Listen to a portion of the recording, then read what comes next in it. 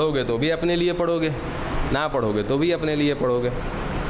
तन की देख लिया करो इन सब चीज़ को, समझे। सारी की सारी यहाँ कन्याकुमारी हो कहने का मतलब महिलाएं हैं सारी की सारी, ठीक है। क्या होगा यहाँ के बाद, इंटर कर लेंगे किसी तरीके से, चलो पार हो गए। बात हम पढ़ाई की से नहीं कर रहे हैं। एक रेगुलर डिग्री आप लेते गए, ISC कर लिए, फर्स्ट ईयर किए, सेकेंड ईयर किए, काम खत्म हो गया, और बाद क्या करिएगा सर, ग्रेजुएशन में एडमिशन कराएंगे। ISC लिए हैं तो BSc करेंगे, नहीं तो हो सकता है कि बहुत लोग चेंज कर जाते हैं, आर्ट्स में चल जाते हैं, BA ले लेते हैं। 1 साल 2 साल जाते जाते ना बबुआ तुरंत एगो पटाखा आपके घर पे फूटेगा कि तुम्हारा ब्याह करना है, समझे। अच्छा, ये पटाखा तो फूट गया, आप ठीक हैं, जैसे हैं तैसे हैं, चलो भाई रिश्ता आ गया, शादी विवाह हो गई, चले गए। इसके बैकग्राउंड का सीन जानते हो। एक फिल्म देखते हो ना, उस फिल्म को बनाने में लगता है 1 साल, 6 महीना, 3 महीना ऐसे लगता है, लेकिन देखते कितना घंटा में, 1 घंटा में। मतलब उसके पीछे का मेहनत बहुत ज़्यादा है। शादी 1 दिन का दिखता है, बाबू की 1 दिन दरवाजे पे बारात आई, शादी हुई, लड़की की विदाई हुई, लड़की अपने मायके में चली गई। बच्चा उस शादी को करने के लिए बाप का कितना चप्पल घिसा है ना, आप नहीं जानते हैं। देखोगे ना तो वहाँ पे आंसू आ जाएगा तुम लोग का। जब लड़का देखने जाते हैं लोग अपनी लड़की के लिए, अपनी पुत्री के लिए, वो बाप कितना लज्जित होता है आप नहीं जानते हैं, बाप कितना शर्मिंदा होता है आप नहीं जानते हैं। उस समय के लिए ना वहाँ पे अगर आप रहिएगा ना तो यही कहिएगा ना, गलती हो गया कि हम इनके घर में जन्म ले लिए, बड़ा कष्ट दे रहे हैं हम इनको जन्म ले करके। आपके मन में ये विचार आएगा। पिताजी के मन में क्या आएगा कि कौन बड़का पाप कर दिए कि हमारा घर लड़की जन्म ले ली। सही है, कहता है दुनिया लड़का जन्म लेना चाहिए, समझे। तन को एकदम, अगर ये चीज़ खाली अगर तन को दिमाग में ना बाबूजी की इज्जत अगर दिमाग में रहेगा तो लोगे ना, पढ़ लोगे। पढ़ना आसान है, गलत कर रहे हैं जी, पढ़ना बहुत आसान है। अब यहाँ के बाद मान के चलो कि घर कोई नहीं है, बिलाला के टाटी हो गए हम लोग। बिलाला के टाटी माने अब हमारे आगे पीछे कोई नहीं है, अब हम ही हैं। अपना जीवन चलाना मुश्किल हो जाएगा बाबू। क्या करोगे, पढ़ाई लिखाई किए नहीं हो, कहीं जॉब है नहीं तो क्या करेंगे, मजदूरी करेंगे। मजदूरी का चार्ज है 400 रुपया 8 घंटा के, कर पाओगे? होगा तो लोग से नहीं होगा।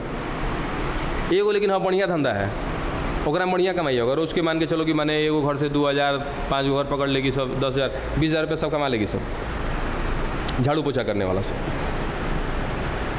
समझे। दिन भर में एक घर में जाओगी सब तो माने मोटा मोटी एक घंटा में सारा उसका काम निपटा दोगी। क्या करना, झाड़ू पोछा करना है, बर्तन बासन करना है, और कुछ करना नहीं है। एगो घर से कम आज के डेट में 3,000 रुपये मिलेगा। 8 घंटा का भी ड्यूटी दोगी अगर, 8 घंटा मान लो 7 एक घर की, 1 घंटा इन्होंने मैनेज करने में 7 घर 7 तरीके 21,000 रुपये कमाएगी सब। ये एगो कर सकती है सब। तो उसके बाद फिर मजदूरी वाला काम वो नहीं होगा, यो नहीं होगा, चूँकि तो शान प्रतिष्ठा पे आ जाएगा ना भाई ना। सबसे तो अब ये काम होगा तो मजदूरी भी नहीं होगा। अरे बबुआ उससे बढ़िया पढ़ लो सब, थोड़ा सा मेहनत करना है ना जी, और कुछ ही करना है। अब ईमानदारी से अपने से पूछो ना, मेहनत करते हो? ईमानदारी से एकदम पूछना, जितना पढ़ना चाहिए पढ़ते हैं का। अगर 2 घंटा बैठते हैं तो उस 2 घंटा में पढ़ते हैं कि बस खाली यूँ लेके बैठे रहते हैं? उस 2 घंटा का उपयोग करते हैं कि बस बैठ करके वो 2 घंटा बर्बाद कर देते हैं? ये सब सवाल अपने आप से पूछो, समझ में आ जाएगा, ठीक है। हाँ देखो कौना दुनिया में लीन बबुआ,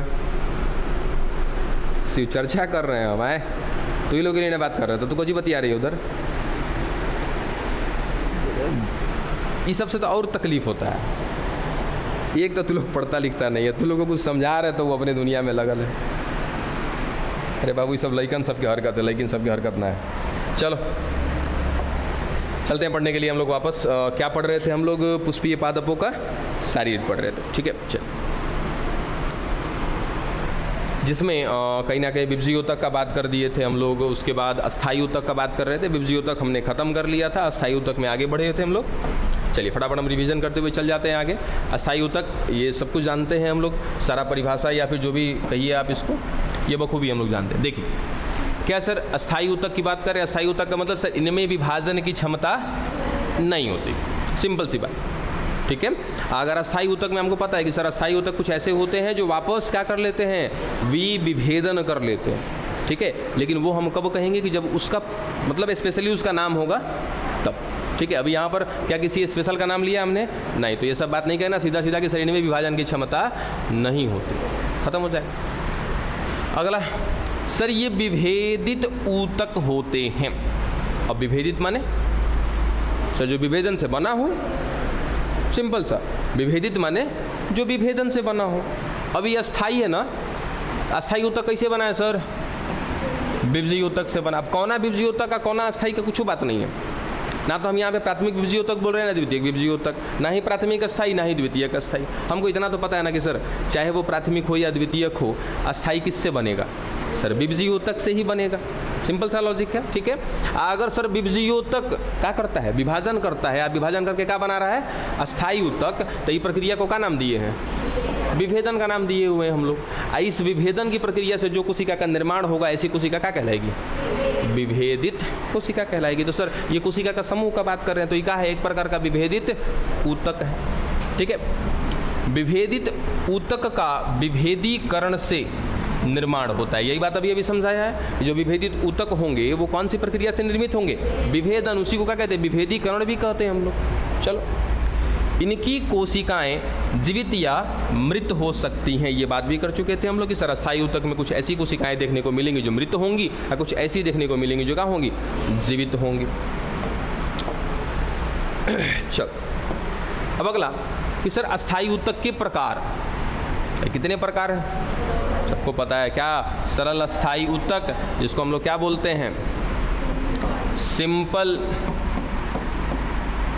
परमानेंट टिश्यू। स्माइल कर दी है काजी। सिंपल परमानेंट टिश्यू, ठीक है। जटिल का क्या बोल देते बच्चे? सीधा सीधा कॉम्प्लेक्स। बाकी वही चीज़ लगा देंगे क्या? कॉम्प्लेक्स परमानेंट टिश्यू, ठीक है। इसके साथ और एक चीज़ हम लोग को पता है, यहाँ पे एक लक्षण इसका जानकारी है कि सर जो सरल अस्थायी ऊतक होगा, ऊतक माने क्या होगा सर? कोशिका का समूह होगा। और ये जो कोशिका का समूह क्या होगा? एक ही प्रकार के आकार की कोशिका का समूह होगा। यानी कि सारे के सारे क्या होंगे सर? आकार में समान होंगे। लो, हो गया। जो जटिल होगा वो कहीं ना कहीं क्या होगा सर? ये भी ऊतक है, ये भी कोशिका का समूह है, लेकिन इसमें अलग अलग प्रकार की कोशिकाएं पाई जा रही हैं। किस हिसाब से? आकृति के हिसाब से, ठीक है।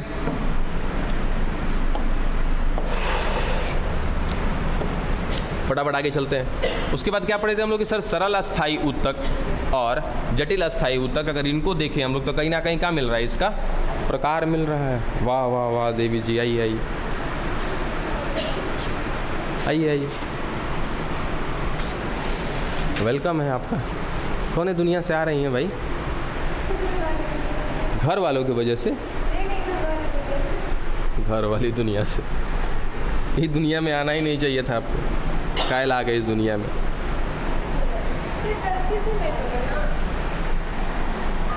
खैर गलती तो गलती से ही होता है, ये भी बात है। चलिए हम चलते हैं वापस अपने दुनिया में, आप अपने दुनिया में रहिए। देखिए क्या बात किया? अच्छा कि अस्थायी ऊतक के प्रकार सरल और जटिल। एक लक्षण हमको समझ में आ गया है कि सर इसमें एक ही प्रकार की आकार की कोशिका होगी और उसमें अलग अलग प्रकार के आकार की कोशिका होगी। अब इसका प्रकार क्या है? मृदूतक, जिसको क्या बोला था? पैरेन्काइमा। स्थूल कोण, जिसको क्या बोले थे? कॉलेनकाइमा। दृढ़ इसको क्या बोले थे? स्क्लेरेनकाइमा, ठीक है। जटिल अस्थायी ऊतक में सर जाइलम और फ्लोएम, ये तो सभी जानता है, शुरुए से जानता है सब इसको। चलो फटाफट ये भी खत्म कर लेते हैं जल्दी से। क्या है मृदूतक में? कुछ बात हमने बता दी थी ना। क्या क्या है सर? देखो तो फटाफट कि पादपों में मिलने वाला, अच्छा ये देखो ये चीज़ शायद नोटिस नहीं किए थे हम लोग। देखो पादपों में मिलने वाला सबसे अधिक अस्थायी ऊतक। अब सोचो कि सर एक पादप है ना, एक पेड़ हो गया, डन। अब क्या सर इसमें हम कौन सा ऊतक पढ़ रहे हैं? ये भी जरा ध्यान रखो। अस्थायी ऊतक पढ़ रहे हैं। अस्थायी ऊतक कौ प्रकार का है? अभी अभी आपके सामने था ना अस्थायी ऊतक कितने प्रकार का है। देखो सर का है, एगो सरल है, एगो जटिल है। सरल का प्रकार मालूम है, जटिल का भी प्रकार मालूम है। अब इसके बाद हमने क्या बोला? देखो कि सर यहाँ पर अस्थायी ऊतक की बात कर रहे हैं कि चारों तरफ मिलेगा क्या? अस्थायी ऊतक। जगह जगह पर कहीं ना कहीं विभजीय ऊतक भी पाया जाएगा। अच्छा पाया जाएगा से याद आ गया, जरा खड़ी हो जाएंगी आप। विलम्ब होने की वजह से नहीं, बस ऐसे ही बहुत दिनों के बाद चेहरा दिखा। जरा इसमें बताइए इसमें इस पौधे में विभजीय ऊतक कहाँ पर होगा? कौन सा विभजीय ऊतक कहाँ है ये मैंने नहीं पूछना है, बस सिंपल सा कि विभजीय ऊतक होगा या नहीं होगा, कहाँ पर होगा। शीर्ष भाग पर होगा। लो भाई शीर्ष भाग पर लगा दिए विभज्योतक। और बताओ, चलो जड़ बनाया ही नहीं, जड़ को छोड़ो, यहाँ बताओ। लो संतोष कर लो, जड़ में भी दे दिया विभज्योतक। आगे और कहाँ पे? हाँ साइड बोले तो अभी तो बताना पड़ेगा साइड को क्या कहते हैं, क्योंकि साइड वाला को मैथ में भी यूज़ करते हैं, बाय अंतर्वेशी वो नाम। हाँ ठीक है, वो तो नाम है ये है। साइड को क्या बोलते हैं जो साइड आप कर रहे हो? पार्श्व बोलते हैं। क्या बोलते हैं? पार्श्व। लीजिए पार्श्व भाग में भी हो गया। और एगो अंतर्वेशी बोल दिया ना सर, बीच में भी जहाँ तहाँ पाया जाएगा। ठीक है, ये कहानी पता है ना सभी को? ठीक है, हम बात करें सर अस्थायी ऊतक। बैठ जाइए सर। इसमें अस्थायी ऊतक कौन कौन सा होगा? एगो सरल होगा और एगो जटिल होगा। एक सरल और एक जटिल। ठीक है, सरल के को प्रकार 3, जटिल के 2। ठीक है सर, सरल में कौन मिल रहा है आपका? कौन कौन? Parenchyma, collenchyma, sclerenchyma. उसके बाद जाइलम और फ्लोएम। ये 5 गुण हैं। ये 5 में से सबसे ज़्यादा मिलने वाला कौन है आपका? मृदूतक। बस यही बात है, बस समझे कि सर इस पौधे में अस्थायी ऊतक मिल रहे हैं। ठीक है, मिल रहे कितने प्रकार के? 5 प्रकार के, एक ही बारे में बता दिया। पैरेन्काइमा, कॉलेनकाइमा, स्क्लेरेन्काइमा, जाइलम और फ्लोएम। इन 5 में से पूरे इस पौधे में जो सबसे अधिक मिलने वाला अस्थायी ऊतक है वो कौन है? बोलो, बात पल्ले पड़ा? सिंपल सा कि सर एगो पेड़ है, हाँ है, उसमें अस्थायी ऊतक होगा, बिल्कुल होगा। कौ प्रकार का होगा? 5 प्रकार का होगा। अगर हमें सबसे ज़्यादा कौन सा मिल रहा होगा? पैरेन्काइमा मिल रहा होगा, मृदूतक मिल रहा होगा, बस काम खत्म। ठीक है, चलो अगला सर ये पादप। अच्छा, ये मिल कहाँ पे रहा होगा? कि सर ये सरल अस्थायी ऊतक में जो हम मृदूतक की बात कर रहे हैं, ये मृदूतक पूरे इस पौधे में कहाँ मिल रहा होगा? ठीक है, सिंपल लिख रखा है सर, कोमल भाग में मिलेगा। अब पौधे का कोमल भाग कहाँ कहाँ होता है? तना कोमल भाग होता है। हम सिंपल बोले हैं कि इस मृदूतक की बात कर रहे हैं, कहाँ कहाँ मिलता है बताइए? पत्ती बोले। अच्छा, पत्ती बोले। उसके बाद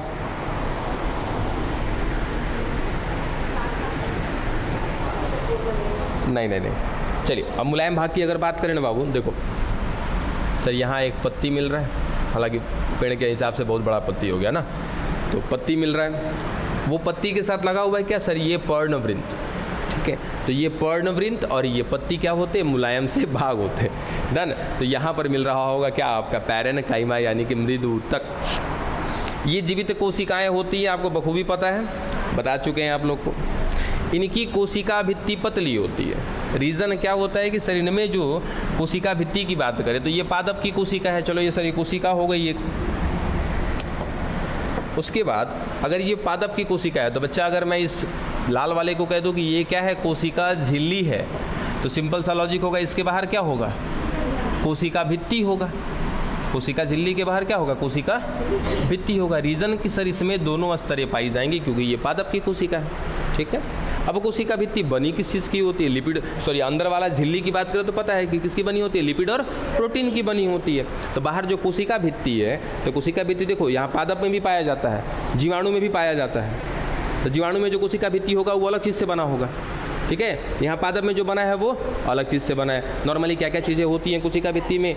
सेलुलोज होता है, उसके बाद हेमीसेलुलोज हो सकता है, और क्या हो सकता है? पेक्टिन हो सकता है, और क्या हो सकता है सर? लिग्निन हो सकता है। यह एक प्रकार का कार्बोहाइड्रेट है। अब सेलुलोज क्या है सर? कार्बोहाइड्रेट है। ठीक है, उसके बाद हेमीसेलुलोज क्या है? ये भी कार्बोहाइड्रेट है, ये भी शर्करा है। ठीक है, उसके बाद पेक्टिन का है सर, ये भी कार्बोहाइड्रेट है, ये भी शर्करा है। उसी तरीके से लिग्निन भी का है, कार्बोहाइड्रेट है, ये भी एक प्रकार का शर्करा है। ठीक है, याद रखना। देखो याद इसलिए दिलाएं क्योंकि कुछ ही क्षण में आएगा ये लिग्निन, समझे? सबका अलग अलग जगह पे पाया जाना अलग अलग परिस्थिति को दर्शाएगा। किसी में अगर सेलुलोज की मात्रा कम हो गई तो देखो यहाँ पर क्या हो गया? कोशिका भित्ति पतली हो गई। कहीं पर बढ़ जाएगा वो अलग स्थिति लेकर के आ जाएगा। ठीक है, चल तो क्या इनकी सर कोशिका भित्ति पतली है क्योंकि इनमें क्या होता है? सेलुलोज की मात्रा कम होती है। ठीक है, आगे ये समव्यासीय होते हैं, ये बात आपको बता रखे हैं कि सर ये ऐसे होंगे मृदुतक कि यहाँ पर भी ये पाए जाएंगे, जैसे ये कोशिका का समूह सर यहाँ पर मिलने वाली जो लगभग कोशिकाएं होंगी एक समान व्यास की होंगी इनमें, ठीक है, अलग अलग व्यास के नहीं होंगे। इतना तो पता है कि सर एक ही प्रकार के होंगे, ठीक है। उसके साथ साथ एक ही व्यास वाले भी होंगे, साइज में ज़्यादा छोटे बड़े नहीं होंगे लेकिन ज़्यादा छोटे बड़े नहीं होंगे। हो गया समव्यासी। इनका आकार आपको पहले से पता है क्या क्या हो सकता है सर, गोलाकार हो सकता है, अंडाकार हो सकता है ना, लंबाकार हो सकता है, और क्या हो सकता है, बहुभुजाकार हो सकता है। ये बहुभुजाकार को ना कहीं कहीं पे एक दूसरे नाम से भी दिया जाएगा, बहुकोण, तो कंफ्यूज मत हो जाना, ठीक है। कोण माने क्या होता है सर, किनारा, क्योंकि किनारे पर ही क्या बनता है, कोण बनता है। तो बहु यानी कि सर बहुत, एक ऐसी संरचना जिसमें बहुत सारे क्या बने, कोण बने, तो उसी को क्या कहते हैं, बहुकोण भी कहीं मिल जाए तो सीधा सीधा क्या समझ लेना कि बहुभुजाकार की बात हो रही, ठीक है।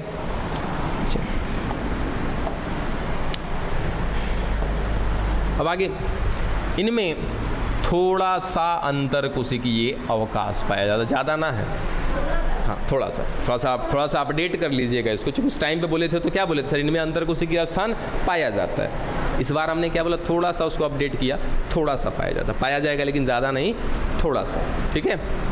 कार्य के आधार पे अगर इनके रूपांतरण की बात करें हम लोग, तो यानी कि ये रूपांतरण करेंगे। रूपांतरण माने क्या होता है सर, ये एक स्क्वायर टाइप का हमने बना दिया और इसने क्या कर लिया सर, अपना शकल सूरत चेंज कर, क्या कहलाएगा, रूपांतरण कहलाएगा। हो सकता है कि शकल सूरत चेंज करने के पीछे कोई इसका रीज़न हुआ, हो सकता है कि ये शकल सूरत अपना चेंज किया है काम करने के लिए, ठीक है। चलो, तो यहाँ पे भी क्या बात करें कि सर कार्य के आधार पर इन्होंने क्या किया है, रूपांतरण किया। कौन, मृदुतक।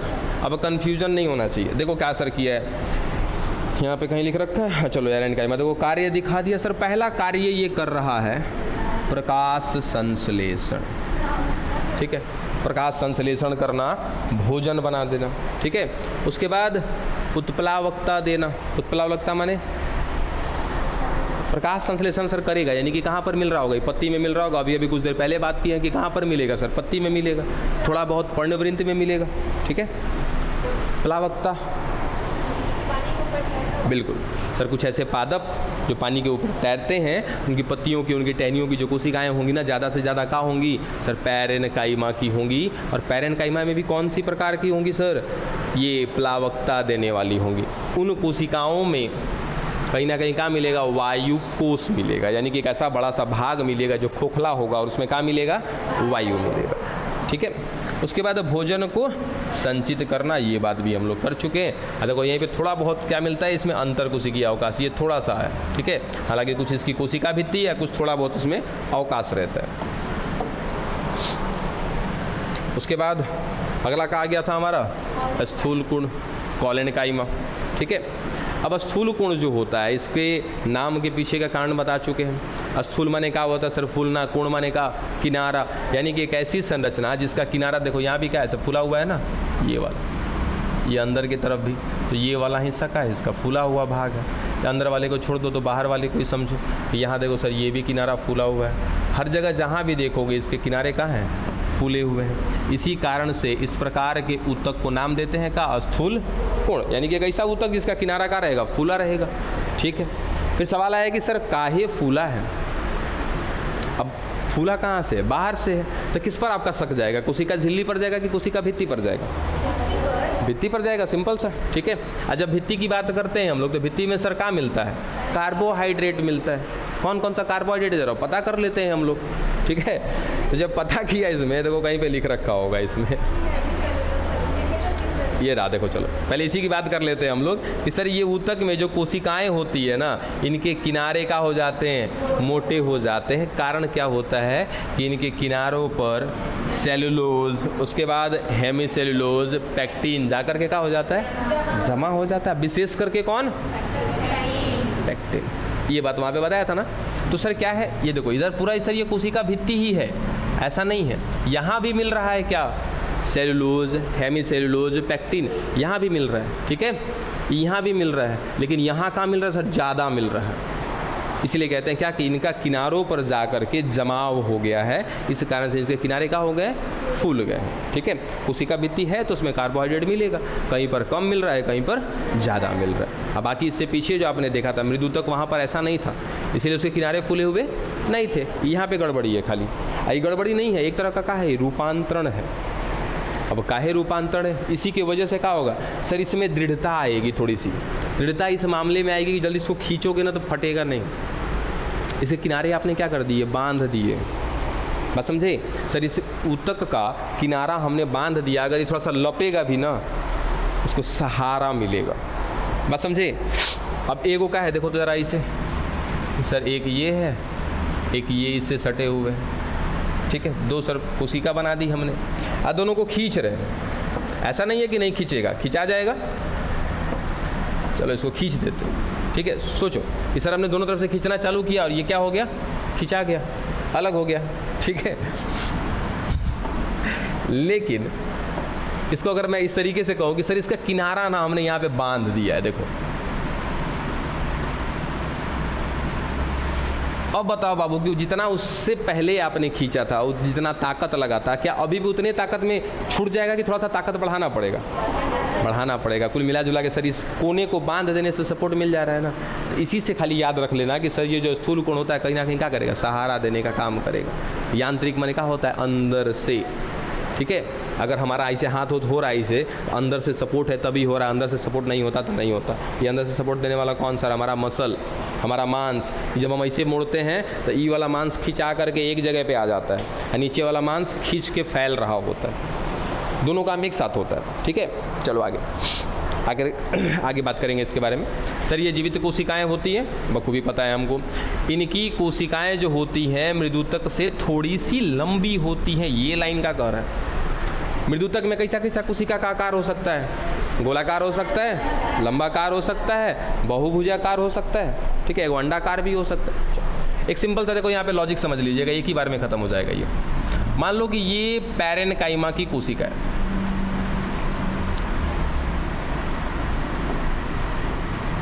ये लो सर, दोनों ये पैरेनकाइमा की कोशिका है, ठीक है। इसके बाजू में हम बना रहे हैं, देखो ये है कॉलेनकाइमा की कोशिका। क्या हो गया सर, थोड़ी सी लंबी हो गई क्या आकार में? आप कहोगे सर लंबा का है, आकार में बड़ा बोलिए, नहीं बड़ा नहीं बोल रहे हैं। देखो ये सर यहाँ से यहाँ की इसकी ये लंबाई है, ये इतनी, और इसकी क्या हो गई सर ये लंबाई। अब बताओ क्या ये लंबा है कि नहीं, है ना। तो सिंपल सा सर जो पैरेनकाइमा की कोशिका होती है वो, उल्टा भी कहेंगे तो अभी हम उल्टा कह रहे हैं कि पैरेनकाइमा की कोशिका स्थूल कोण यानी कि कॉलेनकाइमा की कोशिका से लंबाई में छोटी होती है। या इसी चीज़ को उलाट के कह दो कि सर ये जो स्थूल कोण होता है इसकी कोशिकाएं पैरेनकाइमा यानी कि मृदुतक की कोशिका से लंबी होती है। हो गई बात खत्म, ये वाली बात भी कर ली हमने। उसके बाद इनमें अंतर कोशिकीय अवकाश नहीं पाया जाएगा। सर कहाँ से मिलेगा अंतर कोशिकीय अवकाश? मैं कोना पे तो जा जाके सब भर दिया है, जगह है सब भर दिया है, तो कैसे यहाँ पे अंतर कोशिकीय अवकाश नहीं मिलेगा। इनका आकार सर गोलाकार है, अंडाकार है और बहुभुजाकार है। इनमें लंबाकार प्रकार की कोशिका नहीं पाई जाती, ठीक है। अगला ये थोड़ा सा समझना, अच्छे से समझना, वही चीज़ है जो पीछे पढ़ कर के आए हैं, बस थोड़ा सा उसको एक्सप्लेन कर रहे हैं यहाँ पे कि सर स्थूल कोण जो है, अगर मैं इसकी बात करूँ कि सर कभी कभी देखो स्थूल कोण का काम खाना बनाना नहीं, सहारा देना है इसका काम। इसीलिए तो इसके किनारे पर क्या किया गया था, सेलुलोज, हेमीसेलुलोज, पेक्टिन, इन सबको ले जाकर के जमा कर दिया गया था ताकि तनी कोना मजबूत हो जाएगा। तो ये ऐसा जगह पर इसको भेज दिया जाएगा जहाँ पे हिलता डुलता रहता है हम लोग का बॉडी पार्ट। अब मान के चलो कि सर हम पेड़ है तो हमारा हिलता डुलता पार्ट कौन सा है? एगो पत्ती, उस पत्ती की डंटल यानी कि पर्ण वृंत, सरू हिल रहा है, टूट जाएगा। तो एक काम करते हैं वहाँ पर वैसे प्रकार की कोशिका भेज देते हैं ताकि अंदर से वो मजबूत रहेगा, कहता हूँ हिलबो डुलबो करेगा तो कुछ होगा उसको। अब लेकिन एक लाइन ये कंफ्यूज क्या कर देता है कि सर कभी कभी मान लिया जाए कि सर ये सारी की सारी हैं आपकी कॉलेनकाइमा की कोशिका, ठीक है। इनके किनारे सर ये इस तरीके से पकड़े हुए हैं एकदम बढ़िया से मजबूती से, ये लो सर क्या काम है इसका? सहारा देना, ठीक है, यांत्रिक सहारा देना। लेकिन कभी कभी किसी कॉलेनकाइमा में क्या हो जाता है कि हरित लवक मिलने लगता है, समझे। यानी कि इसमें क्या हो जा रहा है सर, इसका तो काम ही नहीं है भोजन बनाना चाहे कुछ करना, लेकिन गलती से कहिए या किसी स्थान पर कहिए कि उसी कॉलेनकाइमा की कोशिका में जिसका काम सहारा देना है क्या मिल रहा है? हरित लवक मिल रहा है। अब सर हरित लवक मिल रहा है तो कल्याण है, मतलब कि वहाँ जहाँ पर हरित लवक मिलेगा वो क्या करेगा, भोजन भी बनाना शुरू कर देगा। ठीक, चल अब इस अपने रूपांतरण के आधार पे ना इसके कार्य के अगर हम देखें तो ये 2 प्रकार का कार्य निभा रहा होता है। सर मुख्य काम तो देखो यहाँ पे लिख रखा है, इसको समझाते हैं। पहले ये देखो, वो मुख्य काम है, ये बिना मतलब का काम करता है। बिना मतलब कि अगर हरित लवक मिलेगा तो काम ऐसा करेगा, नहीं मिलेगा तो नहीं करेगा। क्या कर रहा सर, प्रकाश संश्लेषण कर रहा, भोजन का निर्माण कर रहा, सिंपल। ई वाला तनी ध्यान दो, क्या है कि सर ये है इसका मुख्य कार्य, किसका, स्थूल कोण का। क्या है सर, नए या शिशु पादप को क्या करना, सहारा देना या यांत्रिक सहारा देना। सर अभी एगो ऐसे तना निकला है, ठीक है, इसमें एगो ऐसे पत्ती निकल गया। अब क्या लगता है सर, अभी कमज़ोर होगा ना ये पत्ती, तो ज़्यादातर ये कहाँ पर मिलते हैं, तो जो नया नया पौधा बन रहा है उसका जो नया नया पत्ती निकलता है वो सबसे कमज़ोर होता है, वो सबसे कमज़ोर भाग होता है, उसको ज़्यादा से ज़्यादा सपोर्ट की ज़रूरत है। अभी जन्म लिया है, अभी छोटा सा पौधा है, हवा चलेगा सर तुरंत पत्ती टूट जाएगा। बड़ा बड़ा पेड़ का पत्ती तो इसमें टूटने लगता है, ये तो छोटा सा है, टूट जाएगा। तो ज़्यादातर जो नवजात पौधा होता है उसकी पत्तियों में, उसके पर्णवृंत में, ठीक है सर, तना में थोड़ा बहुत, अरे उल्टा लिखा गया क्या, नहीं ठीक है, तना में और उसके बाद पर्णवृंत में सर लचीले होते हैं, वहाँ पर क्या कहते हैं, तना उना हिल रहा होता है, ठीक है। इस वजह से कहीं ना कहीं यहाँ पर मिल रहा है कौन सा, या फिर सॉरी क्या बोला इसको कि सर इसका मुख्य कार्य क्या है, इनको सपोर्ट करना। बाकी अगर क्या मिल जाएगा, हरित लवक मिल जाएगा तो ये भोजन भी बनाने का काम कर लेगा। अब तीसरा दृढ़ ऊतक।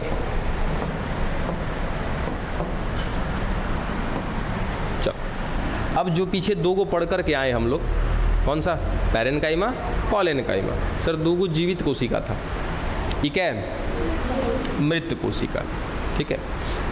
काहे जी भंगवानी लग रहा है, सोए नहीं हो या टॉपिक बोरिंग लग रहा है, दोनों में से कोई एक रीज़न है। और अब मेरे ख्याल से बढ़िया से सोए हो, टॉपिक बोरिंग जा रहा है।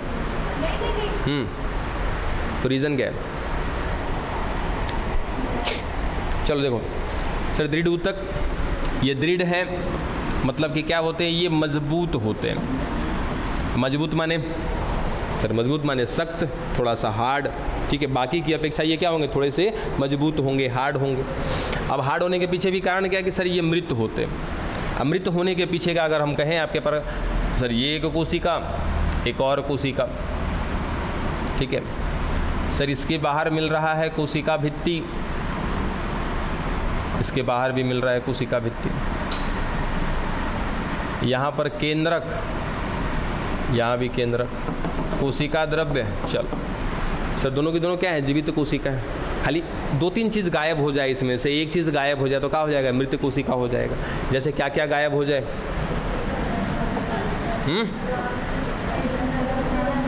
सर ये केंद्रक गायब हो जाए यहाँ से, है ना।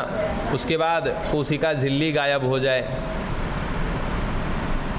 अब क्या बच गया सर, तो खाली संरचना बच गया कोशिका भित्ति का, ये क्या हो जाएगा, मृत कोशिका हो जाएगा। सर केंद्रक गायब हो गया, कोई बात नहीं है सर, ऐसी स्थिति में मृत नहीं कहेंगे, ठीक है। केंद्रक का गायब होना ये मृत का संकेत नहीं होता है। कारण है कि सर बहुत सी ऐसी कोशिकाएं हमारे पास हैं जीवित रूप में जिनमें केंद्रक नहीं पाया जाता है। याद करो कोई कोशिका है क्या ऐसी, सर प्रोकैरियोटिक कोशिकाएं कैसी होती हैं, बिना केंद्रक के होती हैं। समझ में आ रहा है ना। तो सर इसको मृत अभी नहीं कहेंगे, हाँ, लेकिन कुछ लक्षण और खत्म हो जाए, जैसे वापस से क्या कह दिया सर, कोशिका झिल्ली खत्म हो गई, क्या कह देंगे इसको, मृत कोशिका है। या चलो कोशिका झिल्ली बची भी है लेकिन इसमें अंदर का क्या हो गया, कोशिका द्रव्य खत्म हो गया, ऐसी स्थिति में भी क्या हो जाएगा, मृत हो जाएगा। तो मृत मतलब सर वो अपना कुछ काम नहीं कर पाएगी, सिंपल। चल सर इसकी कोशिका भित्ति मोटी होती। अब मोटी बोला इसका मतलब सर पीछे 2 लोग थे, एक क्या था सर, पतला था, एक के किनारे पर मोटा हो गया था, फूल गया था। इसको क्या कह दिया कि सीधा सीधा सर इसका कोशिका भित्ति मोटा होता, ठीक है। काहे, देखो जरा सर, सेलुलोज, हेमीसेलुलोज, सर ये तो पहले भी था, है ना, लेकिन इसमें एक स्पेशली कार्बोहाइड्रेट ऐड हो रहा है जिसका नाम क्या है, लिग्निन, ठीक है। उस कार्बोहाइड्रेट की वजह से इसकी कोशिका भित्ति सामान्य की अपेक्षा क्या है, ऐसे मोटी है। अब मोटी है तो चारों तरफ से मोटी है, किसी विशेष प्रकार से किसी विशेष क्षेत्र में मोटी नहीं है, नहीं तो होता तो वैसा तुरंत कह दिया जाता कि किनारे पर मोटा है या कहाँ पर मोटा है। इनका मुख्य कार्य सर यांत्रिक सहारा देना। पहले ही इसको मजबूत बनाया है हमने, तो क्या लिए मजबूत बनाया, सहारा के लिए ही बनाया, अंतर कोशिकीय अवकाश नहीं पाया जाएगा। सर नहीं पाया जाएगा, जाहिर सी बात है, मरा हुआ है, सब एक में एक सटा हुआ रहता है बढ़िया से, तभी तो मजबूती दे पाएगा, इसलिए इसमें अंतर कोशिकीय अवकाश नहीं होता है। इनमें गर्त होते हैं। ये सवाल कई दफ़ा पूछा गया है, उपरोक्त में से कौन से ऊतक में गर्त पाए जाते हैं। रट्टा तो समझा दे रहे हैं इसको, गर्त क्या है समझाते हैं। रट्टा तो मार लोगे कि सर दृढ़ ऊतक कैसा है, गर्त वाला है, कुछ दिन के बाद भुला जाओगे। अगर वो कॉन्सेप्ट समझ में आ गया ना, तुरंत क्लियर हो जाएगा। जगह खाली है, चलो चलो यहीं पे देख लेंगे हम। देखो सर, ये एक कोशिका झिल्ली समझ लेना उसको।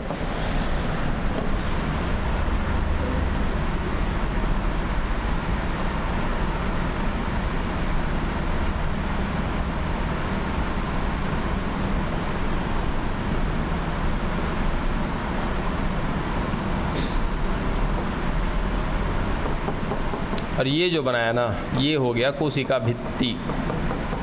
अब कोशिका भित्ति जाहिर सी बात है किसका बना होगा, साफ साफ अभी देखा है आपने। इसमें कहीं ना कहीं क्या मिल रहा है सर, लिग्निन मिल रहा है, इस वजह से क्या है, काफ़ी ज़्यादा मोटा है। अब मान लो कि यहाँ सर चल रहे आगे क्या मिल गया, गड्ढा मिल रहा है क्या, तो गर्त माने गड्ढा होता है, गर्त माने गड्ढा। तो इसकी कोशिका भित्ति में देखो, फिर आगे चलते जा रहे सर, फिर क्या मिल रहा है, गड्ढा मिल रहा है। तो सिंपल सा क्या बोला, इनमें गर्त होते हैं। किसमें सर, इसकी कोशिका भित्ति में गर्त पाए जाते हैं। यानी कि कहीं कहीं पर गड्ढे के समान कोशिका भित्ति वहाँ पे नहीं मिल रही है, तो वहाँ पे संरचना कैसी बन गई सर, गड्ढे के जैसी बन गई है। इसी वजह से कहते हैं क्या कि इन ऊतक में क्या पाए जाते हैं, गर्त पाए जाते हैं। Done, clear. अब याद रखना कि सर ज़्यादा कौन मोटा वाला कोशिका भित्ति है, कौन सा, दृढ़ ऊतक। सर मोटा होगा तो जहाँ तहाँ उसमें छेद होगा, सिंपल सा गड्ढा होगा, याद रख लेना, काम खत्म हो जाएगा। देखो सर, दृढ़ ऊतक की ही बात कर रहे हैं, वही है जिसकी मजबूती की बात कर रहे थे ना, भूलिएगा नहीं। अब सर आकार के आधार पर कितने प्रकार के, 2 प्रकार के। एक को क्या बोला सर, रेशा बोला, तंतु बोला, और दूसरे को देखो दिखा दिया सर आकार के आधार पर कैसा है, गोलाकार और अंडाकार। यहाँ भी देखो बहुत बढ़िया लॉजिक है, समझोगे तो बहुत अच्छा से समझ में आएगा। सर कैसा होगा, यहाँ पर अंडाकार हो सकता है, या तो कैसा हो सकता है, ऐसा कौन अंडा होता है जी, ऐसा चल, ठीक है, एक अंडाकार और एक गोलाकार। दूसरा क्या सर, रेशे के जैसा होगा, ये लीजिए रेशा, या उसको तंतु माने धागा होता है, तो बात वही है सर, रेशा या धागा के जैसा होगा। ठीक है, कौन है ये सर, दृढ़ ऊतक है, बहुत मजबूत है। हाँ सर बहुत मजबूत है। जिंदा है कि मरा हुआ है सर, मृत कोशिका है। एक साथ ना सबको लेके चलो, बड़ी मजा आएगा। ठीक है, यहाँ तक की बात सर, ये सब कुछ लक्षण हमने देखे हैं। बाद में पता चला कि तो 2 प्रकार का मिल रहा है, एगो धागा जैसा मिल रहा है, एगो कैसा मिल रहा है, अंडाकार मिल रहा है, या तो गोलाकार मिल रहा है। चलो, नारियल छीले हो, उसका बाल और नोच के छीले हैं सर, रेशा है, तंतु है, वो मरा हुआ कोशिका है। सर वो मरा हुआ कोशिका कौन है, एक प्रकार का सरल अस्थाई ऊतक है। सरल अस्थाई ऊतक में कौन है सर, दृढ़ ऊतक है, बड़ी मजबूत होता है, कब को हाथों छिला जाता है उससे। ठीक है, हाँ जो भी हो क्लियर हो जाएगा यहाँ से ना कि सर रुका है, दृढ़ ऊतक है, दृढ़ ऊतक में भी कैसा है सर, रेशेदार है, तंतु के जैसा। पूरा रेशा दृढ़ ऊतक है। ठीक है, पूरा रेशा का है, दृढ़ ऊतक है। पानी वाला भाग कुछ और होता है, वो भ्रूणपोष होता है वो। ठीक है, वो में भ्रूणपोष में भी 2-3 प्रकार का भ्रूणपोष होता है, वो केंद्रीय होता है। अब छोड़ दो उस टॉपिक को, छोड़ दो, हम फिर पढ़ाने लगेंगे तो फिर उसमें चले जाएंगे, छोड़ दो। ठीक है सर, ये तंतु के जैसा मिल रहा है, इसका सीधा से याद आ गया क्या, नारियल का रेशा, ये कौन है, क्लियर हो गया। अब यहाँ पे सर बात कर रहे हैं क्या कि यही दृढ़ ऊतक सर गोलाकार भी मिल सकता है, अंडाकार भी मिल सकता है। चलो मिल रहा होगा, चेक किया इसको। अच्छा, अमरूद खाए हो, फिर से एकदम फील करो ना कि अमरूद खा रहे। लास्ट में अगर बिया को छोड़ करके आप गुदे को ज़रा फील करना, मुंह में खाते हैं तो सर दानादार रहता है क्या, अमरूद दानादार रहता है ना, शरीफा दानादार रहता है क्या, तो शरीफा के छिलकवा खाती होगी तुम, इसलिए तुमको दानदार लगता है, समझी। अमरूद को भी फील करके खाओगी ना तो वो भी क्या होता है, दंदार होता है। तो वो जो है क्या है, एक प्रकार का सर दृढ़ ऊतक है, या दृढ़ ऊतक में भी सर उस क्या है, गोलाकार है और अंडाकार है। ठीक है, अब यहाँ तक की बात हो गई, आकार की बात हो गई। अब सर एक और चीज़ है कि यहाँ पर जो रेशेदार वाला होगा ना कोशिका, वो कैसा हो सकता है, लंबा हो सकता है, उसके बाद नुकीला हो सकता है, संकरी हो सकता है। मतलब कि अगर सर इसको जूम करके देखें, ऐसे एक पतला सा धागा है, इसको जूम करके देखेंगे तो कुछ ऐसा होगा सर, लंबा होगा, पतला होगा। संकरी माने सर किनारे पर क्या होगा, पतला होगा, छोटा सा होगा। चलो, खत्म हो गया क्या आपका सरल अस्थाई ऊतक। ये तीनों प्रकार हमने खत्म कर लिया। कौन कौन सा, पैरेन्काइमा, कोलेन्काइमा, स्क्लेरेन्काइमा। अब मज़ेदार टॉपिक, क्या बोलिए ना।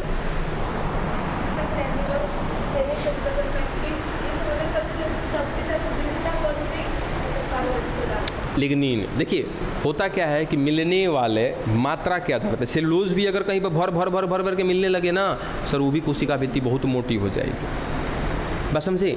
तो यहाँ पे बात इस चीज़ को समझना है कि किस समय किसके वजह से मोटाई बढ़ रही है, किस समय किसके बढ़ने से क्या स्थिति परिस्थिति आ रही है। बस समझे।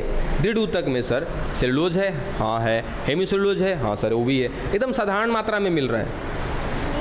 अच्छा चाय बनाए हो, कब ऐसा हुआ कि 2 चम्मच बेसी डाला गया चीनी, क्या हो जाएगा सर, बेअर्थ हो जाएगा वो, उसका अलग ही वो दुनिया, अलग ही जाति प्रजाति हो जाएगा उसका।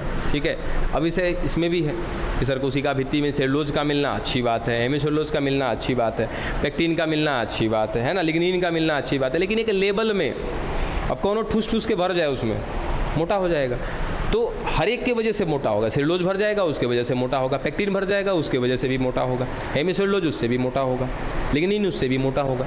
तो कब किसकी वजह से मोटा हो रहा है आपको ये याद रखना है। ये कंफ्यूज मत हो कि अच्छा लिग्निन भरेगा तो मोटा होगा और सेलुलोज भरेगा तो मोटा नहीं होगा। नहीं, कुछ भरेगा तो मोटा होगा। वो कार्बोहाइड्रेट सर भरेगा तो क्या होगा, फैलेगा वो। आगे बढ़े, चलो अब किसकी बात कर रहे हैं सर, सरल हमने खत्म कर लिया, अब जटिल की बात कर रहे हैं। तो जैसे ही जटिल की बात आती है सिंपल सा एक दिमाग में फिगर छप जाता है का कि अलग अलग प्रकार की कोशिका का समूह होगा, इसमें कौनों कोशिका एक प्रकार की नहीं होगी, या होगी भी तो कुछ अलग प्रकार के भी मिलेंगे उसमें समूह में। ठीक है, साफ साफ इस सर वे ऊतक जो अलग अलग प्रकार की कोशिका से मिलकर के बने होते हैं। अब अलग अलग प्रकार सर आकार के आधार पर बात कर रहे हैं कि अलग अलग प्रकार की कोशिका से मिलकर बने हैं, लेकिन क्रियाशीलता एक समान होती है। क्रियाशीलता मतलब सर कार्य करने का जो तरीका है, जिसके लिए कार्य कर रहे हैं। पता चल रहा है कि जैसे हम लोग, ठीक है, अब आप लोगों की क्रियाशीलता सबकी एक जैसी है। सर आप लोग क्या कर रहे हैं, सारे के सारे पढ़ रहे हैं, ठीक है। वही चीज़ कि सर एक साथ में मिल रहे हैं लेकिन अलग अलग प्रकार के मिल रहे हैं। आप में देखो कोनो के एकदम क्या कहे, छोड़ो ज़्यादा बेइज्जती हो जाएगा।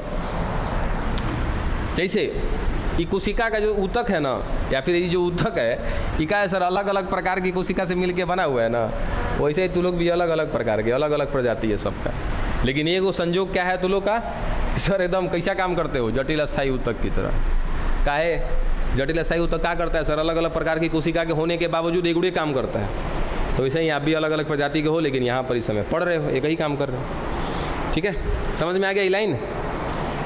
हाँ, जटिल माने सर अलग अलग प्रकार का कोशिका होगा, लेकिन काम क्या करेगा, एक एक करेगा। अब कितना प्रकार का है, 2 प्रकार का, जाइलम और फ्लोएम। अच्छा जाइलम को नाम दिए थे हम लोग, याद है, दारू। हंसीएगा नहीं भाई, ऐसा नाम है तो क्या कर, ठीक है। तो सर जाइलम कहिए या दारू कहिए। अब इसका कार्य क्या होता है, जल का संवहन करना या वहन करना, ठीक है। इसका काम है सर पानी को ढोना, ढो करके ला करके ऊपर पहुंचाना, ठीक है। अब जानते हो, आपको पता है एक चीज़ हमने बताया होगा, कहाँ खाली जगह है जी, यहीं बताते हैं, कुछ बताना था हमें।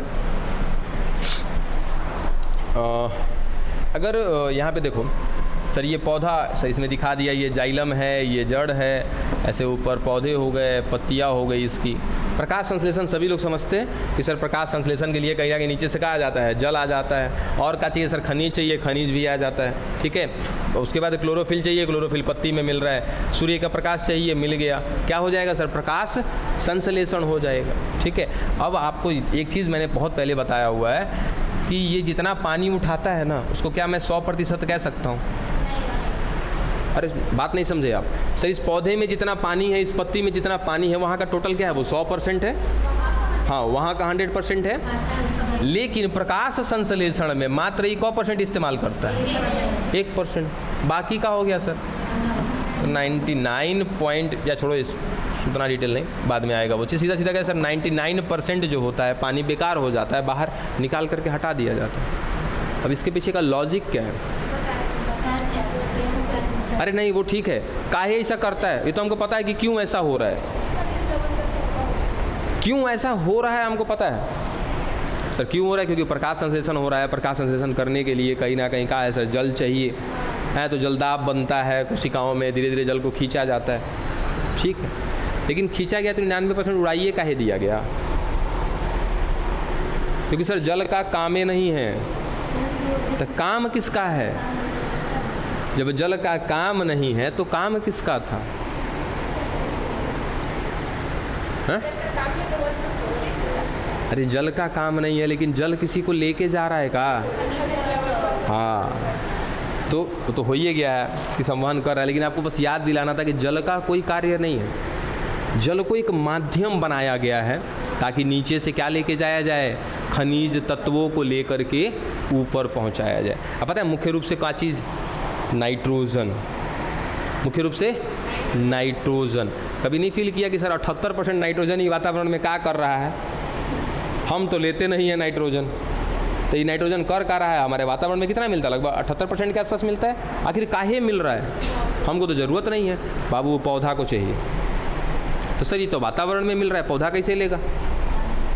तो पौधा लेने का क्षमता ही नहीं है कि पौधा डायरेक्ट नाइट्रोजन ले ले, तब अब कैसे होगा? इस पौधे को नाइट्रोजन चाहिए बाबू, एनी हाउ चाहिए। इसीलिए हमारे प्रकृति में, हमारे नेचर में 78% मिल रहा है, सबसे ज़्यादा मिल रहा है। लेकिन एक और समस्या है कि पौधा ले नहीं सकता है। अब सर प्रकृति है, हर किसी को किसी के लायक बनाया है, हर किसी को एक दूसरे के लायक बनाया, एक दूसरे की सेवा करने के लिए बनाया है, ठीक है। अब यहाँ पर सर प्रकृति ने क्या किया, हमारे नेचर ने क्या किया है कि सबके साथ सर यहाँ कुछ बैक्टीरिया भी डाल दिया है मिट्टी में। समझे, मिट्टी में बैक्टीरिया होता है ना सर, वो बैक्टीरिया है। अब सर बैक्टीरिया को खाना पीना चाहिए, बैक्टीरिया को वहाँ खाना पीना कौन सी मिलेगा? कुछ नहीं। ये वो अपना जॉब खोज लिया। और जॉब क्या खोज लिया कि बैक्टीरिया के पास सर क्षमता है इस वातावरणीय नाइट्रोजन को NH3 में बदलने का और NH4 में बदलने का। ये क्षमता है किसकी? सर वहाँ पर मिलने वाले सूक्ष्म जीवों की। इस सूक्ष्म जीव क्या करेगा सर? ये 78% जो नाइट्रोजन मिल रहा है उसको खींचता जाएगा और बदलता जाएगा अमोनियम और अमोनिया में। सर ये अमोनियम और अमोनिया जो है इसको पौधा ले सकता है। समझे सर, इसमें भी तो नाइट्रोजन है, काम हो जाएगा उसका। बात पल्ले पड़ा? तो सर पानी पहुंचाना बहुत अति आवश्यक है, लेकिन पानी मेन मायने नहीं रखता है। मेन मायने क्या रखता है? उस पानी में गया हुआ खनिज तत्व। तो सिंपल सा कि सर ये जल का संवहन जरूर कर रहा है, लेकिन जल के साथ हमेशा याद रखिएगा मुख्य कौन? खनिज, ठीक है। चलो अब फ्लोएम के विषय में तो जानते ही हो सभी लोग, ये सब अभी लल्लू सा चल रहा है। सही बता रहे, अभी लल्लू सा चल रहा है तू लोग का टॉपिक। अभी तो जब स्टार्ट होने दो उसके बाद देखना कितना बवाल मचेगा तू लोग का। ये जब जाइलम फ्लोएम शुरू होगा ना माथा पकड़ लिया तू लोग ना, तो फिर कहना शुरू तो होने दो। इसीलिए तो पहले तो आराम से लेके चल रहे, धीरे धीरे लेके चल रहे। चलो फ्लोएम के विषय में सभी लोग जान रहे हैं। सर इसका क्या काम होता है? पोष, इसको हिंदी में क्या कहते हैं सर? पोषवाह कहते हैं, पोषवाह फ्लोएम, ठीक है। इसका क्या कार्य होता है सर? जैसे ई क्या कर रहा है? संवहन का काम कर रहा है, वैसे ये भी क्या करता है? संवहन का काम कर रहा होता है। लेकिन थोड़ा सा चेंज यहाँ पे क्या है कि सर ये पानी ढोता था, पानी के साथ खनिज ढोता था, ये क्या करेगा? तो कहीं ना कहीं सर ये संवहन कर रहा है किसका? भोजन का। फिर एक सवाल और बन जाता है यहाँ पे कि सर ये जल या खनिज कहाँ से लेके जा रहा है, कहाँ पहुँचा रहा है? सर जड़ से लेकर के आ रहा है, ठीक है। और कहाँ लेके जा रहा है सर? पत्तियों तक लेकर के जा रहा है। अब खुद से ही सोचो ना कि सर कुछ तो होगा सिस्टम इसमें जो नीचे से पानी ढोड़ो के ले जा रहा है ऊपर। ना मोटर लगाया, ना मशीन लगाया, ना बिजली के सिस्टम में कुछ नहीं है। यहाँ अपने यहाँ वोल्टेज कम हो जाता था, पानी सिंटेक्स में नहीं चढ़ता, देखते हो ना जी। मेन नलवा के पास तो धीरे धीरे आ रहा होता है, लेकिन सिंटेक्स में नहीं जाता, यानी कि प्रेशर चाहिए सर। ऊपर चढ़ाने के लिए क्या चाहिए? प्रेशर चाहिए। कुछ ऐसी कोशिका होगी जो प्रेशर बनाएगी, ठीक है। कौन होगा वो देखेंगे क्या होगा। अच्छा, एक चीज़ और यहाँ से बन जाता है कि सर कहाँ से कहाँ जा रहा है ये? जड़ से पत्ती में जा रहा है। क्या हम ऐसा कह दें कि सर गुरुत्वाकर्षण के विरुद्ध जा रहा है? गुरुत्वाकर्षण के विरुद्ध जा रहा है। गुरुत्वाकर्षण क्या करता है सर? हमको नीचे खींचता है। हम उल्टा जा रहे हैं सर, ऊपर जा रहे हैं, इसे इसके अपोजिट जा रहे हैं ना, उसके कहाँ जा रहे हैं सर? उसके खिलाफ जा रहे हैं, उसके विरुद्ध जा रहे हैं। तो क्या कहते हैं कि सर जाइलम जो होता है गुरुत्वाकर्षण के विरुद्ध कार्य करता है। बात समझे? चल, और इसके साथ साथ सर ये एकल दिशीय होता है। देखो पॉइंटवा लिख नहीं रहे, बोल दे रहे, काम चल जाएगा ना सबका। एकल दिशीय माने कि सर एक दिशा में जाएगा। अब एक दिशा में सर ये मत करना सर दाएं बाएं तो जाएगा ना, दाएं बाएं से चक्कर नहीं है इसका। इसका चक्कर पता है क्या है? देखो कि सर ये जब जाएगा तो नीचे से ऊपर ही जाएगा। इस मामले को लेकर के हम क्या कहते हैं कि ये कैसा होता है? एकल दिशीय होता है सर। एक ही दिशा में जाएगा, जब जाएगा तो नीचे से ऊपर ही जाएगा। लेकिन जो भोजन होता है कि जो बना हुआ भोजन है, ये पौधा हो गया, अब पौधे में कहाँ सर भोजन बनता है? पत्ती में बनता है। अब सर इसको लेकर के सब जगह बांटने का काम किसका है? सर फ्लोएम का। फ्लोएम सर इसे ऊपर भी पहुँचाएगा, चूँकि सर ऊपर पत्ती है, ठीक है, नीचे भी तो पत्ती है ना, वहाँ भी तो खाना बना है, तो सर ऊपर भी पहुँचाएगा और नीचे भी। तो इसको क्या कहते हैं? बहुदिशीय। कि फ्लोएम जो है बहुदिशीय रूप में काम करता है। इसका कार्य क्या होता है? भोजन का संवहन करना। सबका चेहरा पे 12 बजल है, हमारे चेहरे पे तो लोग का देख के एकदम गुस्सा आ जाता है, भकुआई रहे सब। नासा वसा नहीं ना करती है जी सब तो लोग हैं, तो काहे सब भकुआई रहता है, हमको समझ में नहीं आता है।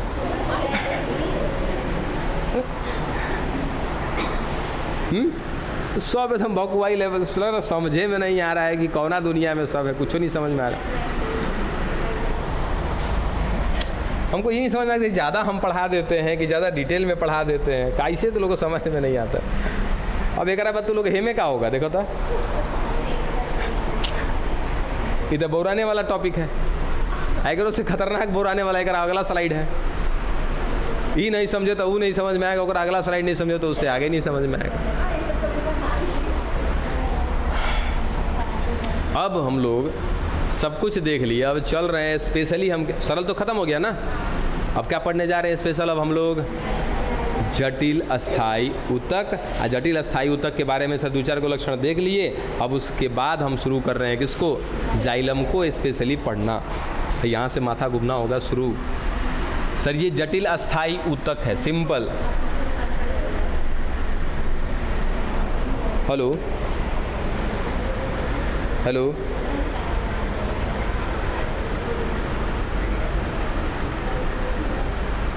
ठीक है, वो लोग आएगा आपके पास तो बता दीजिएगा। ठीक ठीक, हाँ जी, चलो आगे देखो। जाइलम की बात कर रहे हैं सर, सिंपल सा पता है कि ये क्या है? जो जटिल स्थायी ऊतक है। अगला पॉइंट इसी में कि सर जल में घुलनशील खनिजों का संवहन करता है। बात कर ली है, समझाने की जरूरत नहीं है इस लाइन को। गुरुत्वाकर्षण के विपरीत संवहन करता है, ये भी लॉजिक एकदम क्लियर समझा के रखा है। अब ये तीसरा नंबर पॉइंट फंसाएगा, सुनना कि सर एक पादप के जीवन काल में बनने वाला सर्वप्रथम जाइलम। सर ये को पौधा है, इसमें सर पहला वाला क्या बना है? जाइलम। तो सर उस जाइलम को क्या नाम देंगे? ठीक है, बिल्कुल क्लियर है। सर जो ये पौधा बड़ा होता जाएगा, उसके बाद सर फिर जो जाइलम निकलेगा ना, उसको क्या बोलेंगे? द्वितीयक जाइलम बोलेंगे। बस समझे? तो इसके जीवन में पहली बार जो जाइलम आया, प्राथमिक जाइलम। सिंपल सा एग्जांपल अपने दांत पे ले लेना सर। जब पैदा हुए थे जो दांत था, दूधिया दांत था, वो प्राथमिक था। फिर सर टूट के फिर नया जम गया, वो क्या हो गया सर? फिक्स वाला हो गया वो, ठीक है ना। तो बस वैसे ही कि सर कहीं ना कहीं प्राथमिक और द्वितीयक की बात करेंगे। चलो अब एक चीज़ और देखो कि सर ये को पौधा अभी अभी जन्म लिया है ये। सर इसमें ना अभी देखिए जाइलम बन रहा है, यहाँ पे ये रहा जाइलम, अभी थोड़ा सा बना है जाइलम। अभी अभी जस्ट आया है इसमें, क्या हम इसको प्राथमिक जाइलम बोलें? ठीक। अब एक चीज़ देखो तो सर, प्राथमिक जाइलम कौ प्रकार के? 2 प्रकार के सर, प्रोटोजाइलम, मेटाजाइलम। एक को कहते हैं आदि दारू, दूसरे को कहते हैं पश्च दारू। आदि माने सर पहले का दारू माने पहले वाला जाइलम। अब कि सर ये जो आया था इसको क्या बोला था हमने सर? प्राथमिक जाइलम बोला था। ठीक है सर, इसके बाद इस पर सर और ये और बढ़ता जाएगा, अभी भी क्या है, प्राथमिक जाइलम ही है। ठीक है, लेकिन सर ये प्राथमिक जाइलम दोनों का दोनों है, लेकिन इसमें से सर एगो पहले आ गया है और एगो बाद में आया है, लेकिन दोनों का दोनों कौन? प्राथमिक। तो सर प्राथमिक में जो जाइलम पहले बनेगा उसको क्या बोलेंगे? प्रोटोजाइलम। जो जाइलम बाद में बनेगा उसको कहेंगे मेटाजाइलम। टाइम है ना जी अभी?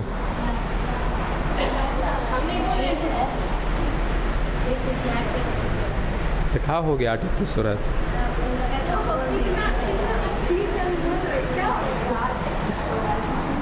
अच्छा, हमको पढ़ाने का मन है, अभी एगो स्लाइड समझाते हैं। लेट के लिए आप लोग एक्सक्यूज वहाँ दे दीजिएगा, मैनेज हो जाएगा। ठीक है?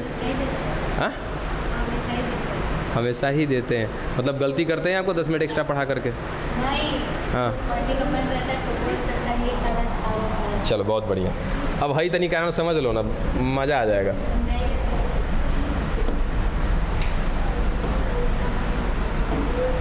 चलो, इस जाइलम की ही बात कर रहे हैं हम लोग, जाइलम के अलावा फ्लोएम की कोई बात नहीं कर रहे हैं। आराम से समझना, बिना समझाए छोड़ेंगे नहीं तो लोगों, समझे?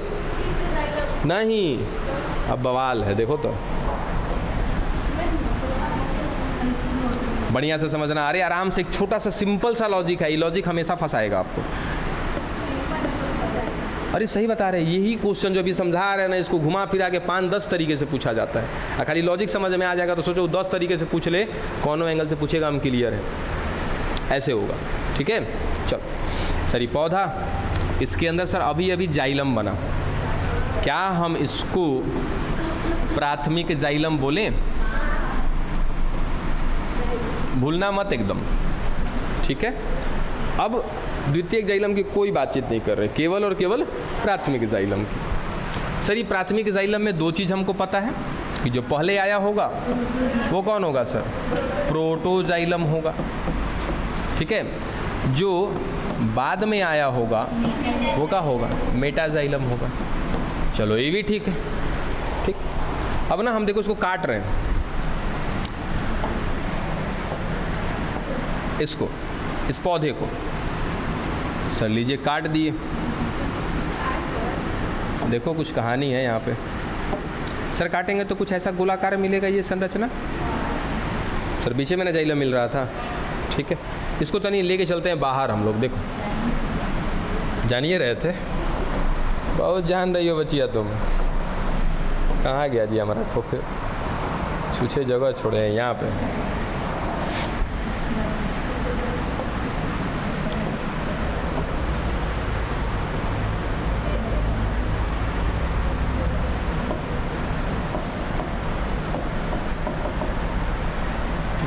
तेरी की है,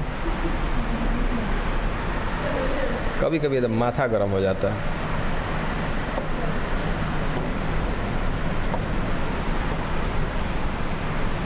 चलिए अब मैनेज।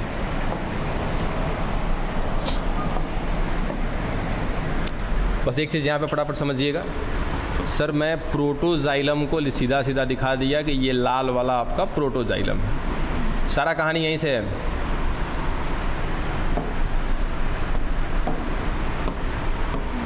और ये रहा आपका मेटाजाइलम। ठीक है, अब सर अगर मैं इसके बीच की बात करूं, ये पौधा वही है जो कटा हुआ भाग है ना, वही है सर। इसके बीच में एक हमने बना दिया ऐसा संरचना, क्या हम इसको केंद्र कह लें? कोई समस्या नहीं होगा सर, केंद्र कह सकते हैं। इस केंद्र के बाहर बाहर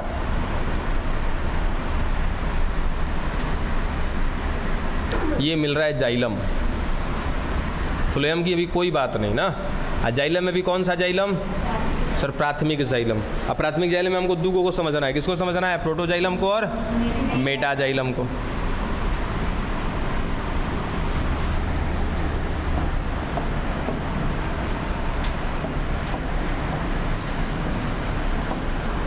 देखिए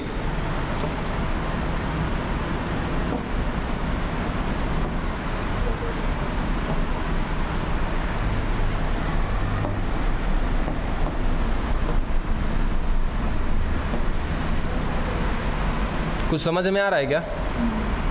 क्या समझ में आ रहा है? अच्छा, दो एरिया का नाम दे देते हैं तब और थोड़ा सा समझ में आ जाएगा आप लोगों को बढ़िया से। सर इसको कहते हैं केंद्र का हिस्सा या केंद्र की तरफ, ठीक है, और इसको कह देते हैं हम लोग परिधि की तरफ। परिधि समझते हो ना सर, किनारे की तरफ है वो। क्या मैं इस स्थिति को ऐसा एक नाम दे दूं कि सर यहाँ पर प्रोटोजाइलम कहाँ है? केंद्र की तरफ है। समझ में आ रहा है ना? सर मेटाजाइलम कहाँ पर है? परिधि की तरफ। प्रोटोजाइलम केंद्र की तरफ, मेटाजाइलम परिधि की तरफ। पहली स्थिति समझ में आ गई। इसी को सर अगर हम उल्टा बनाना चाहें, पिक्चर में दोबारा नहीं बना रहा टाइम, ठीक है, अगर मैं इसको उल्टा लिखना चाहूँ तो सर पहला कंडीशन ये समझ में आ गया, और दूसरा कंडीशन ये हो सकता है कि सर प्रोटोजाइलम परिधि की तरफ चला जाए और मेटाजाइलम केंद्र की तरफ चला जाए। ठीक है, हो सकता है। फिलहाल अभी बस ध्यान दो सर, ये रहा प्रोटोजाइलम, ये रहा मेटाजाइलम। सर प्रोटोजाइलम इससे पहले कहाँ मिल रहा था? केंद्र की तरफ मिल रहा था। अब कहाँ मिल रहा है? परिधि पर मिल रहा है। यहाँ देखो मेटाजाइलम पहले कहाँ मिलता था? परिधि पर। अब कहाँ मिल रहा है? केंद्र पर। बात समझे? यानी कि कुल मिला जुला के हमारे कहने समझाने का मतलब ये था कि सर प्राथमिक जाइलम दो स्थिति में मिल सकता है। बात समझे? प्राथमिक जाइलम दो स्थिति में मिलेगा। कैसे कैसे सर? प्राथमिक जाइलम दो प्रकार का होता है, प्रोटोजाइलम और मेटाजाइलम। सर कहीं पे काट के देखें हम ना तो वहाँ पर दिखाई दिया कि प्रोटोजाइलम केंद्र की तरफ है या मेटाजाइलम परिधि की तरफ है। सर एक को कहीं से काट के देखें ना तो वहाँ का पता चल रहा है कि मेटाजाइलम केंद्र की तरफ है और प्रोटोजाइलम परिधि की तरफ है। अब सवाल ये फंस जाता है कि कहाँ पे काट के देखे थे कि ऐसा दोनों में अंतर आ गया। आइए फटाफट अपने स्लाइड पे चलिए, वहाँ सब कुछ समझ में आ जाएगा। देखिए चलो आगे चलो। अब वही चीज़ सिंपल सा कि सर प्रोटोजाइलम क्या हमको ऐसी स्थिति में मिला था क्या? देखो तो कि सर प्रोटोजाइलम कहाँ पर मिल रहा है? केंद्र की तरफ। मेटाजाइलम कहाँ पर मिल रहा है? परिधि की तरफ। ऐसी स्थिति थी? याद रखना, अगर ऐसी स्थिति मिले किसका? प्राथमिक जाइलम का, तो वो प्राथमिक जाइलम की स्थिति परिस्थिति कहलाती है मध्यादिदारुक। ठीक है, इंडार्च बोलते हैं इसको। ठीक है, समझ में आ गया ये बात? दूसरा यहीं पे ख़त्म हो जाएगा आपका है। अच्छा देखो, एक चीज़ यहीं तो बताना भूल गए कि सर ये ऐसी स्थिति कहाँ पर मिलती है? तने में मिलती है। यानी कि जब हम तना काटेंगे ना तो तना काटेंगे तो जो प्राथमिक जाइलम दिखेगा उस प्राथमिक जाइलम में जो उसका प्रोटोजाइलम होगा कहाँ होगा? केंद्र की तरफ, और मेटाजाइलम परिधि की तरफ। ऐसा हमेशा केवल और केवल कहाँ मिलेगा? तना में, इसका अलावा कहीं नहीं मिलेगा। एक लास्ट सर दूसरा स्थिति है, देखो बाह्यादिदारुक। इसमें क्या होता है? प्रोटोजाइलम सर परिधि पर चला गया, अब मेटाजाइलम इस बार कहाँ पर आ गया? केंद्र में आ गया। ऐसा कब होगा? जब हम लोग जड़ काटेंगे तब। अक्सर पूछ हाँ ठीक है। अच्छा, ये मध्य बाह्य में बड़ा कन्फ्यूजन होता है। आप सिंपल सा खाली एक को याद रखिएगा, किसको? प्रोटो को। सर प्रोटोजाइलम अगर केंद्र में है, जैसे मध्य में है, बीच में है तो मध्यादिदारुक। सर बाहर चला गया तो बाह्यादिदारुक। बस समझे? खाली प्रोटो को याद रखो। प्रोटो केंद्र में तो मध्यादिदारुक। प्रोटो अगर बाहर चला गया, परिधि पर चला गया तो बाह्यादिदारुक। ये क्या है आपका? मध्यादिदारुक। डन।